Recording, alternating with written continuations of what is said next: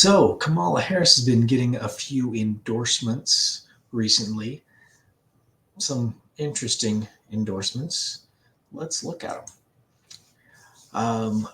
Romney, Bush, and 200 other aides to Romney and Bush, along with John McCain's um, aides, have all endorsed Kamala. Interesting. Um, More than 200 aides from former Republican presidential contender Senator Mitt Romney and late John McCain and former President George W. Bush and George H.W. Bush endorsed Vice President Kamala Harris on Monday over former President Donald Trump. We all know who McCain was, and Romney both lost to Obama. They have ideological disagreements with Harris and her running mate, Minnesota Governor Tim Walz. But another 4 years of Trump would be untenable. The majority of the group also endorsed Biden over Trump in 2020.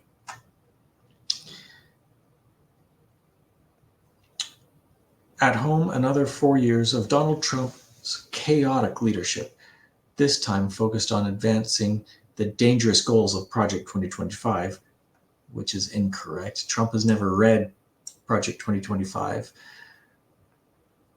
Will hurt real, everyday people and weaken our sacred institutions, the group wrote in a letter published by USA Today. Abroad, democratic movements will be irreparably jeopardized as Trump and his acolyte J.D. Vance kowtow to dictators like Vladimir Putin while turning their backs on our allies. When Trump was in office, we became a net energy exporter for the first time in decades. There were no new wars. He was trying to de-escalate the existing wars, and he went across the 38th parallel to visit Kim Jong-un. Or is it Kim Jong-il? I can never remember father or son. He was the first president to ever meet with the North Korean president, or consider him a dictator, to meet with him. First president ever to do that. I think his presidency was pretty good. I have my qualms with a few things he did. The bump stock ban was something he shouldn't have, and I'm pretty sure it was ruled unconstitutional, thankfully. He put in some really bad advisors like Bolton, and he put in Pompeo, poor choices. But at the beginning of his presidency, he was really kneecapped when they removed Flynn from the picture with the fake Russia hoax. So, yes, he made some mistakes, but all in all, I thought he did an above average job as the president, especially considering before him you had bomb Obama, and then we've had Sleepy Joe for the last 4 years. And before that, we had let's go bomb Iran or bomb Iraq, Bush. So really, Trump's track record is actually pretty good compared to them. He was trying to actually make America first instead of giving away our money to everyone else and either subsidize or brutalize everyone else in the world to make sure that we were on top, but at the same time we were giving away money. It was a weird dynamic before Trump and after Trump. The Trump presidency, he was trying to sort those things out, and he was kneecapped by the military-industrial complex quite often in doing so. He built the border wall, which was really good. Anyway, that's Trump. I'm talking about Kamala Harris. So she got a whole bunch of warmongers to endorse her. Congratulations to Kamala for getting the warmonger vote. And then just recently, Dick Cheney said that he's endorsing her. So you've got the Darth Vader behind George W. Bush, who ran Iraq into the ground. And wow, what an awesome endorsement for her. Another warmonger wants her to be in charge. Sounds like we're going to go to war again if we get her in. Yeah. But wait, there's more. As I said before, we had a favorite, the incumbent, Mr. Biden, but he was yanked from the race. Nevertheless, he recommended that all his supporters back Miss Harris. Well, that's what we're going to do. Oh, I didn't read that last part. Действующий президент, господин Байден, вот он, его сняли с гонки, но он...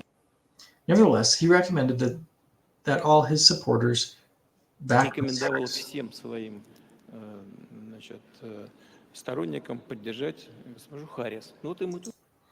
Well, that's what we're going to do. We're going to support her. Так сделаем, будем ее поддерживать. Это, во-первых... That, first of all, and second of all. Во-вторых, Разовещали, значит, надо, да? If it's ordained, then it's ordained, right? And secondly, she has such an expressive and infectious laugh that it shows she's doing well. Во-вторых, она так выразительно и заразительно смеется, что это говорит о том, что у нее все хорошо. Yeah. So Putin's endorsing her too, which is weird because his government is also supporting right-wing groups like through tenant media. So it sounds like Putin's kind of playing both sides there. He's vocally supporting Kamala while secretly supporting right-wing people that want Trump in. So playing both sides, I guess, with Biden or with Putin. So here's Kamala.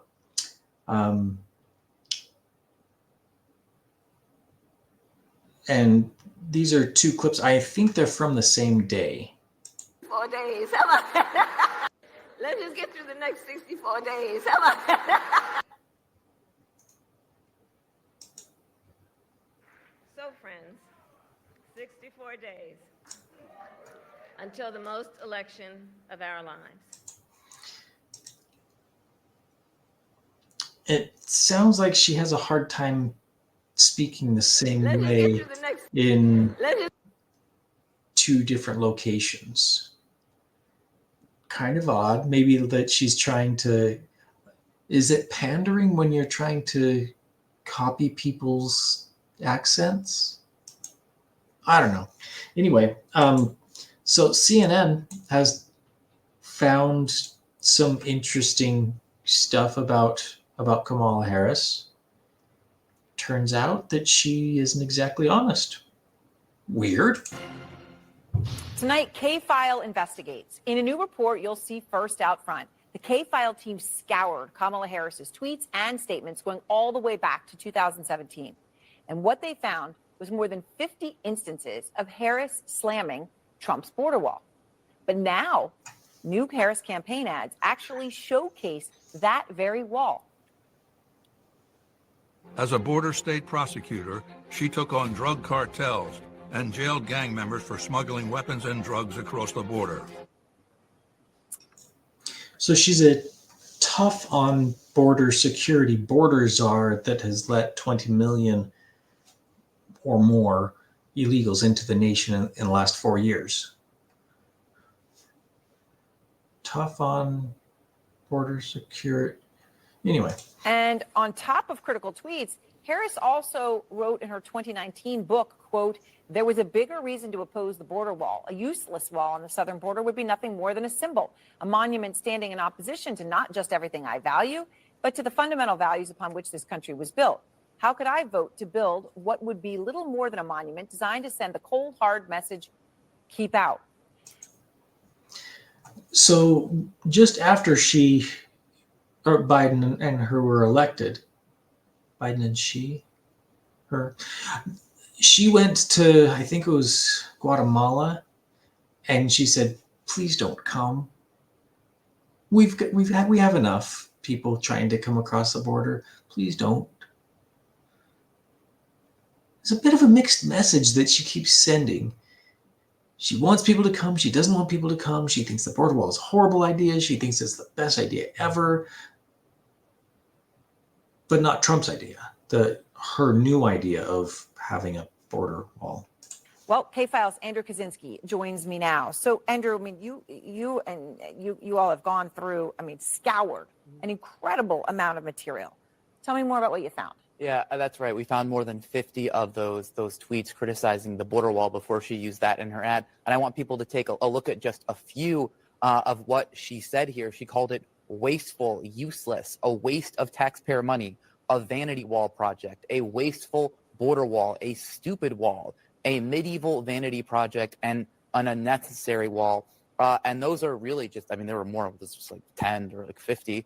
But there was really a lot of this was the common refrain during the campaign. You read that quote where she said it was against everything that not only she stood for, everything America stood for, but she brought this up a lot. Take a listen to just one instance of that in 2019. It's the president's vanity project. His multi-billion-dollar vanity project called a wall is nothing more than a distraction from the fact that he actually hasn't focused on working people in America. He contrived a national crisis around his big distraction. All right, so you go through all of that, you've got all the tweets, and yet all of a sudden in the ads, there's pictures of the wall, and then you went through to look at that wall. Yeah. Like, what is that specific wall that's in her campaign ads now? And you found something very interesting about this specific portion of the wall. And what's also really remarkable about this is, you heard her talking about it there, Trump's wall in his campaign during his presidency. There was really no greater symbol of Trump's presidency than the wall, and the way that Democrats were attacking him over the wall and his restrictive immigration policies. So we looked in that ad, and if you look at it, that exact area of wall is in Sasabe, Arizona, and that is a portion of wall that was actually built by Donald Trump. It was built in an area where there was not previous wall. It was actually pretty controversial when they were building it at the time. So just to see that, and then there are other. She's using his wall that he built to say, "Look at what I did." And the other images of the wall, we weren't able to pinpoint, but there's telltale signs that was a Trump wall, because there's an anti-climbing plate on top that became popularized during the Trump years. It's really incredible reporting and important. All right, Andrew Kaczynski and Yeah, so she's getting endorsed by warmongers and Putin, and it looks like CNN is actually, to a certain degree, trying to regain a little bit of their credibility by actually sharing some truth. Well, that's weird. It's almost hard to believe. Anyway, yeah, I guess the war party is coalescing around the Democrats at this point. So we have the death and destruction party versus the unity party. Or you could vote third party. But we have a two-party system still. We have death and destruction or unity. Anyway, that's what I've got for you on this one. If you have any ideas about who's endorsing Kamala Harris and why, please comment down below and let me know what you think. And as always, like, share, and subscribe, and we'll see you on the next one. Thanks. Bye.